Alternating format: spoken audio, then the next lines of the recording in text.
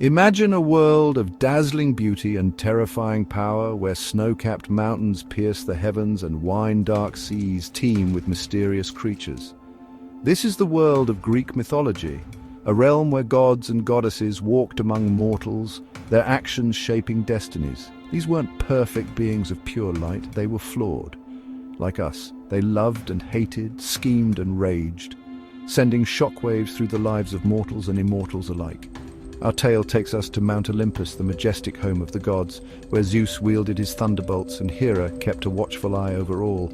Yet even in this divine paradise, seeds of discord were soon to be sown by a simple gift, a golden apple.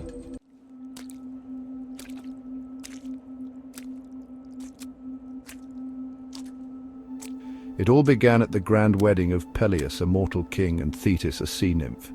The gods and goddesses gathered for the celebration, their divine presence gracing the occasion. Music filled the air, ambrosia flowed freely, and laughter rang out as the guests feasted and danced. However, one crucial figure was noticeably absent: Eris, the goddess of discord. Infuriated by this slight, Eris devised a plan to disrupt the joyous occasion. She took a gleaming golden apple, plucked from the magical gardens of the Hesperides, etched with the word Callisti, meaning "to the fairest."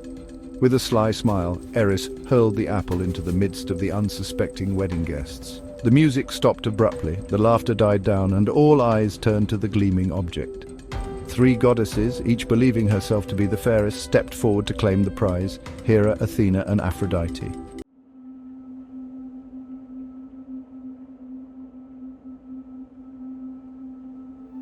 The sudden appearance of the golden apple caused a hush to fall over the divine gathering.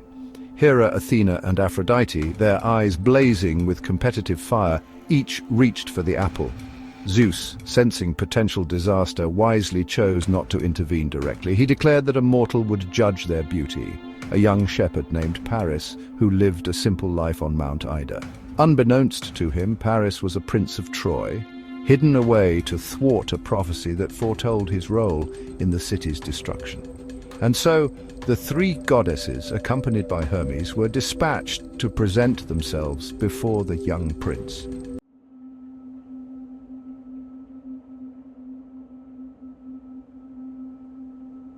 Paris, oblivious to the divine drama, tended to his flock on Mount Ida.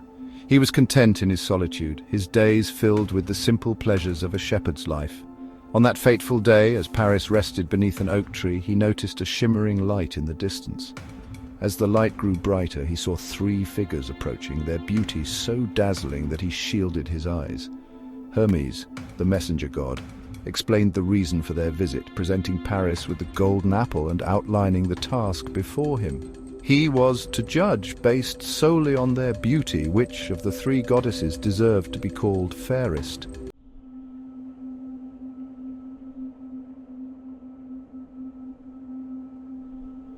Paris, overwhelmed by the sheer presence of the goddesses, found himself speechless. He stammered.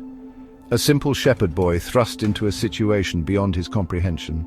He tried to refuse, but the goddesses, each determined to win the prize, would not be deterred. Hera, the queen of the gods, stepped forward first. Her voice, laced with authority, promised Paris power and dominion over vast lands. He would be a king among men, feared and respected throughout the known world. Athena, the goddess of wisdom and war, approached next. Her grey eyes, filled with intelligence, offered Paris a different kind of power. He would be a renowned warrior, his name whispered in awe. Victory in battle would be his, along with the wisdom to outwit his enemies. Aphrodite, the goddess of love and beauty, smiled at Paris, her eyes promising untold delights. She offered him the most beautiful woman in the world as his wife, Helen of Sparta.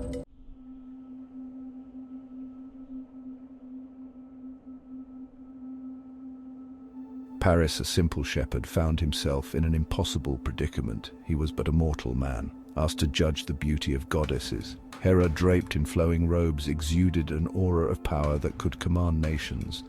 Athena, clad in gleaming armor, radiated a strength that promised victory on any battlefield. Aphrodite, adorned with delicate flowers, emanated a warmth and sensuality that stirred something deep within him. He held the golden apple, its weight insignificant compared to the burden of his decision.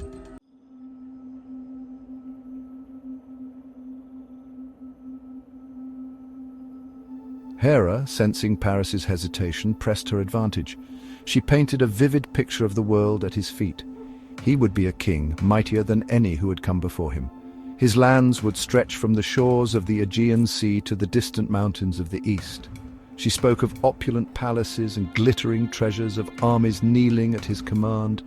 Paris, captivated by her words, imagined himself on a golden throne, his words shaping the destiny of nations.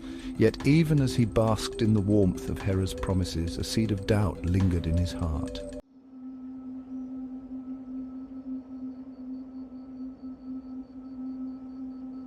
As if reading his thoughts, Athena stepped forward, her grey eyes piercing through the veil of Hera's promises. She spoke of a different kind of power, a power not of brute force, but of intellect and strategy. She offered him knowledge, the wisdom to navigate the complexities of the world and emerge victorious from any challenge. With her as his guide, he would be a master strategist, a leader whose cunning and foresight would be unmatched.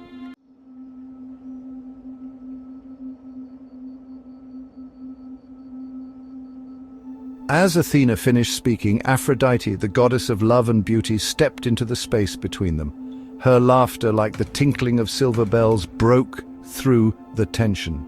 She reached out and gently touched Paris's cheek, her touch sending a shiver down his spine.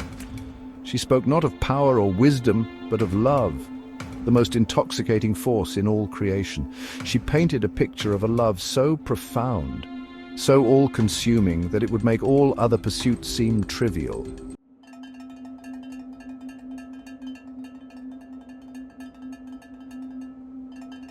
Paris stood speechless, the weight of the golden apple heavy in his hand. Each goddess had offered him a gift, a path to greatness as they saw it. Hera's promise of power shimmered before him, a vision of empires bowing to his will. Athena's offer of wisdom held its own allure, the quiet satisfaction of a strategic mind outwitting all adversaries. But it was Aphrodite's words that echoed most strongly in his heart, her promise of love weaving a spell around his senses. He looked at the apple, its golden surface reflecting his own conflicted image.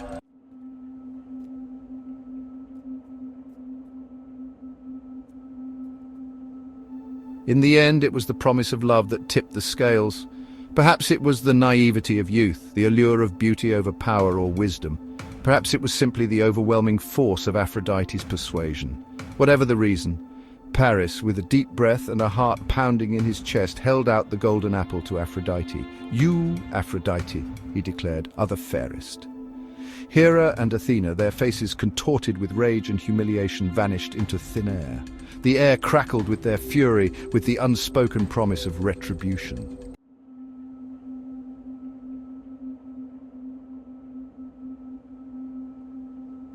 Paris, still reeling from the encounter, stood alone on the hillside. He had chosen love, but at what cost? The weight of his decision pressed down on him. He knew deep down that his life would never be the same.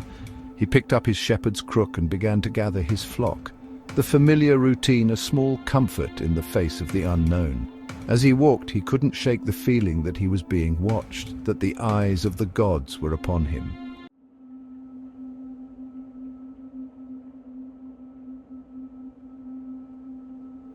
The news of Paris's judgment spread through the divine realm like wildfire, igniting the tempers of the scorned goddesses and setting in motion a chain of events that would forever alter the course of human history.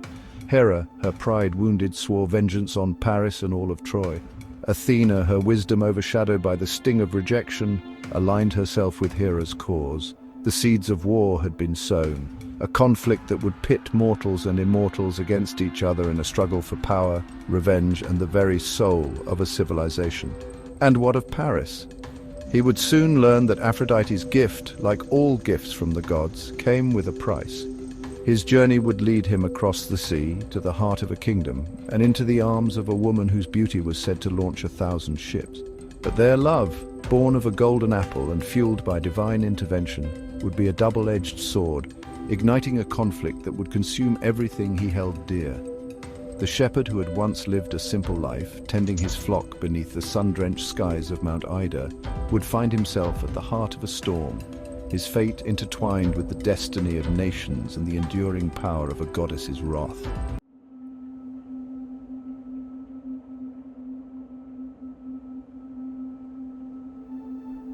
Guided by Aphrodite's invisible hand, Paris set sail for Sparta, a journey that would change his life forever. He left behind the familiar slopes of Mount Ida, his flock of sheep, and the simple life he once knew. The journey was fraught with danger, each wave a potential threat to their fragile vessel. The Aegean Sea, known for its unpredictable moods and the wrath of Poseidon, tested Paris's resolve.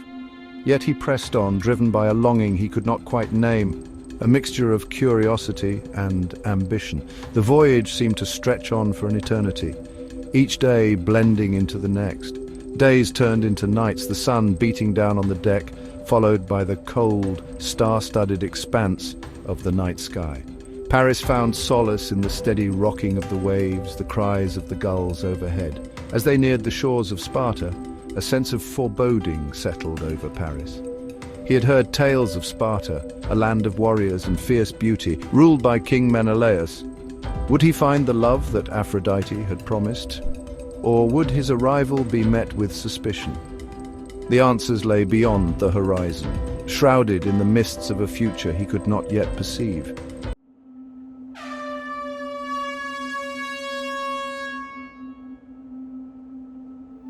Arriving in Sparta, Paris was greeted with a lavish welcome.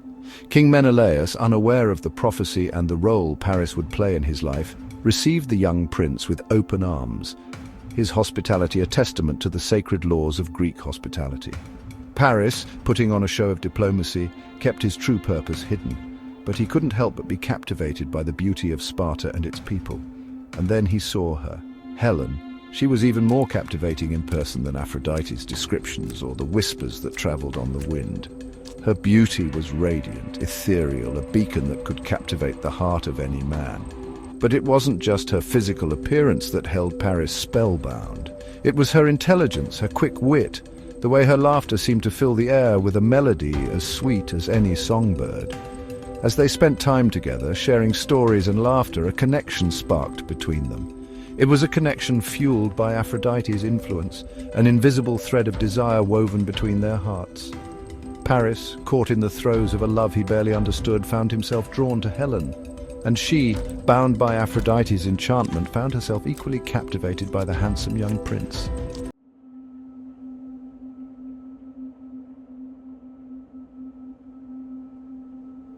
Their secret love blossomed amidst the grandeur of the Spartan court, hidden from the watchful eyes of Menelaus.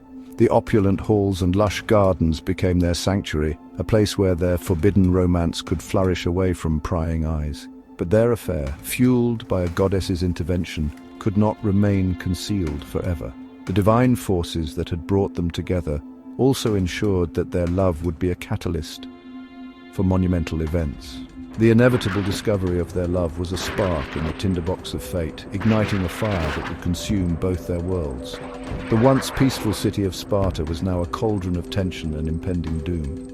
One moonless night, under the cover of darkness, Paris and Helen, driven by their forbidden love and the fear of Menelaus's wrath, fled Sparta.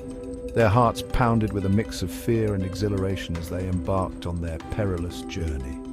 They sailed away on a ship laden with treasures, their departure as silent and swift as a whisper on the wind. The sea, vast and mysterious, became their refuge, carrying them towards an uncertain future. They left behind a heartbroken king, a kingdom on the brink of war, and a prophecy set in motion. The echoes of their departure reverberated through the land, signaling the beginning of a tragic saga. News of their flight reached Menelaus like a clap of thunder. The betrayal struck him to his core, shattering the peace of his reign and igniting a thirst for retribution. His wife, the most beautiful woman in the world, had been stolen from him, spirited away by a guest who had betrayed his trust and violated the sacred laws of hospitality. The sanctity of his home had been defiled, and his honor demanded justice. His rage knew no bounds, his cries for vengeance echoing through the halls of his palace and across the Aegean Sea. The fury of a wronged king would soon unleash a storm upon the world. He called upon his brother Agamemnon, the powerful king of Mycenae, seeking his aid in this dire hour. Together they forged a plan that would alter the course of history, and together they rallied the might of Greece, assembling a vast army, 1,000 ships strong, each vessel filled with warriors ready to fight for honor and retribution. To sail across the sea and lay siege to Troy. The horizon was filled with the silhouettes of ships, a formidable force destined to change the fate of nations. The die was cast, the fate of nations sealed by a golden apple, a shepherd's choice, and the intoxicating power of love and revenge. The stage was set for a conflict that would echo through the ages.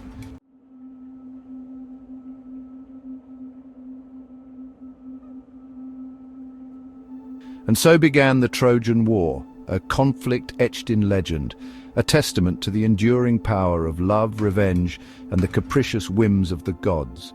For 10 long years the Greeks laid siege to Troy, their armies clashing against the fortified walls of the city, heroes rising and falling like the tides. The plains outside Troy became a stage for epic battles, for acts of valor and betrayal, for stories that would be sung for centuries to come. Achilles, the mighty Greek warrior, fueled by rage and grief over the death of his beloved Patroclus, cut a swathe through the Trojan ranks.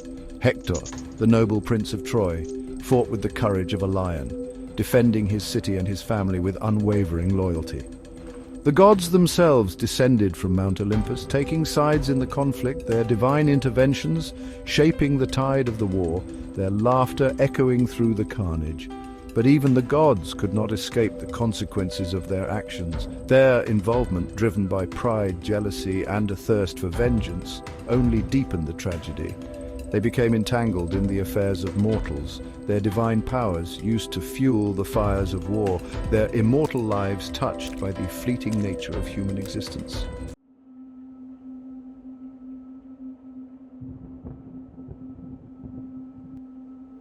In the end, it was cunning, not brute force, that brought about the fall of Troy. The Greeks, known for their strategic prowess, devised a plan that would be remembered for millennia. Odysseus, the wily Greek hero, devised the Trojan horse, a ruse to exploit the Trojans' trust and lead to their downfall. The Greeks, feigning retreat, left behind a wooden horse, a symbol of peace and surrender, but a vessel of doom. Hidden within its hollow belly lay Greek warriors waiting for darkness to strike. The Trojans, weary of war, fell for the ruse and welcomed the horse into their city. They dragged the horse within their walls, unaware of the doom hidden within.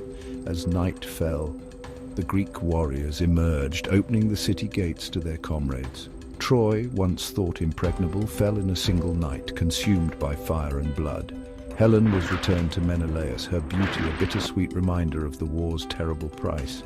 Paris perished in the ruins, his choices leading to the downfall of his people. The Trojan War, a tale passed down through generations, stands as a cautionary reminder of the destructive power of envy and pride.